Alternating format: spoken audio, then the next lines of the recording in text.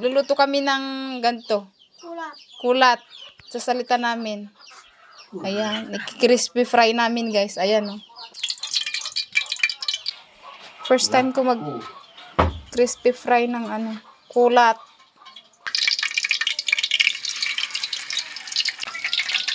Sarang. Ayan.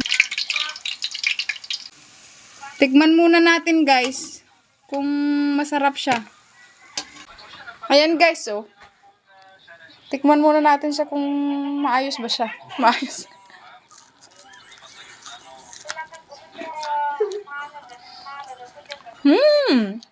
Guys, sobrang sarap.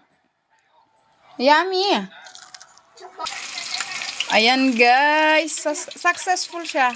Masarap pala siya i-crispy fry. Charang! Ito na yung results. Ito na.